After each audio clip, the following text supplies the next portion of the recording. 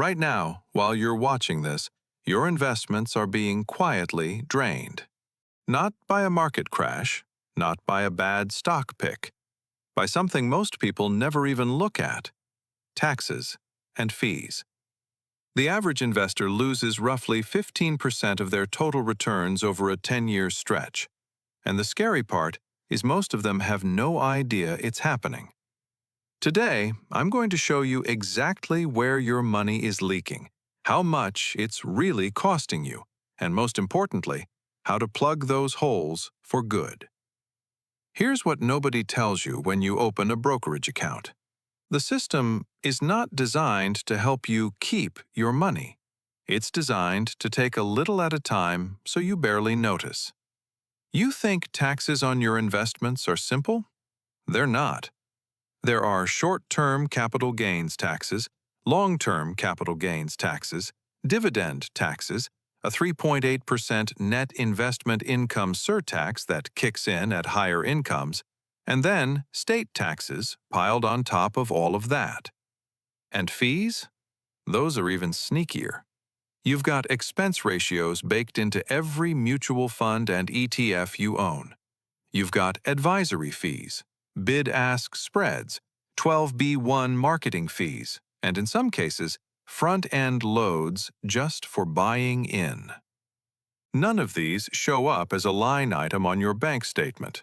They're silently deducted before your returns ever reach you. You never get an invoice. You never get a notification. The money just vanishes from your growth. That's why two people can invest the exact same amount in the exact same market for the exact same number of years and end up with wildly different results. Let's talk numbers, because this is where it gets real. In 2026, if you sell an investment you've held for less than 1 year, you pay short-term capital gains tax. That's taxed at your regular income tax rate, which can go as high as 37%. But if you hold that same investment for more than 1 year, the long-term capital gains rate drops to either 0%, 15%, or 20%, depending on your taxable income. For a single filer in 2026, you pay 0% on long-term gains if your taxable income stays under $49,450. You pay 15% between $49,451 and $545,500, and 20% above that. For married couples filing jointly, the 0% bracket goes up to $98,900.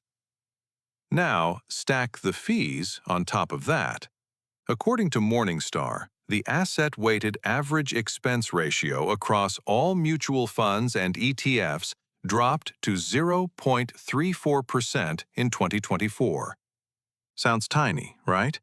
But on a $100,000 portfolio earning 4% annually, the difference between a 0.25% fee and a 1% fee is nearly $30,000 over 20 years. That's not pocket change. That's a car. That's a year of rent. That's money that should have been compounding in your account. And expense ratios are only part of the story. Hidden costs like bid-ask spreads and cash drag can quietly add another 0.2% to 0.5% in annual losses that never show up on your statement. And if your modified adjusted gross income crosses $200,000 as a single filer, or $250,000 married filing jointly, the IRS adds another 3.8% net investment income tax on top of everything else. These thresholds haven't been adjusted for inflation since they started in 2013. So every year, more and more regular people get caught by this tax without expecting it. So here's the playbook. First, understand the power of holding. Selling an investment before the 1-year mark can nearly double your tax bill compared to waiting just a little longer. If you can hold for at least 1 year and 1 day, you qualify for long-term capital gains rates, which are dramatically lower. Second, Use tax-advantaged accounts. A Roth IRA lets your investments grow completely tax-free, and qualified withdrawals in retirement cost you $0 in taxes. A traditional 401k or IRA gives you a tax deduction now and defers taxes until you withdraw. Every dollar inside these accounts is shielded from capital gains taxes and the 3.8% surtax. Third, pay attention to fees. Look up the expense ratio on every fund you own. If you're paying above 0.50% on a passive index fund, that's a red flag. Switch to low-cost index funds or ETFs. Many top-performing S&P 500 index funds charge as little as 0.03%. The money you save on fees keeps compounding year after year. Over a full career of investing, that single switch could save you over $100,000. Fourth, use tax loss harvesting.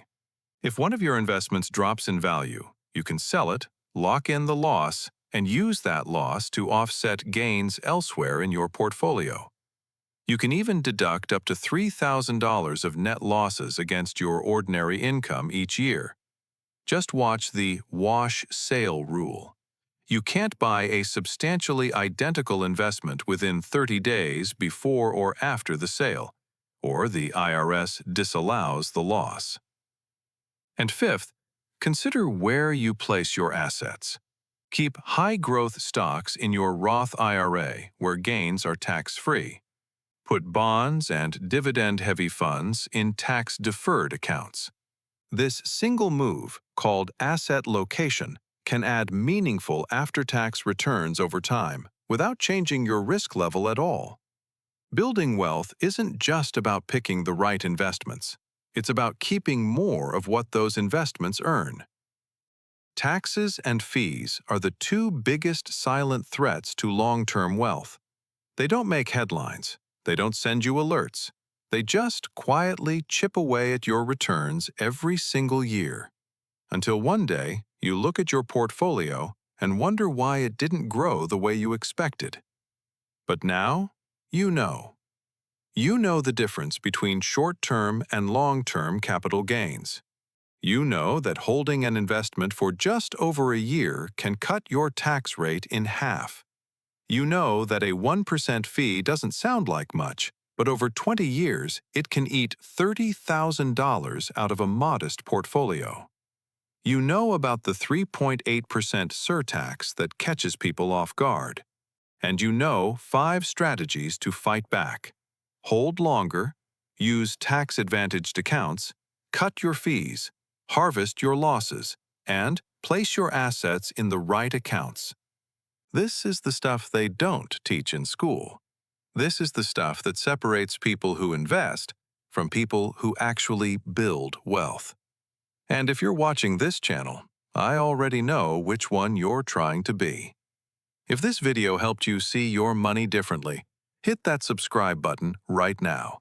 Share this with someone you care about, because chances are they're losing money to taxes and fees, and they don't even realize it.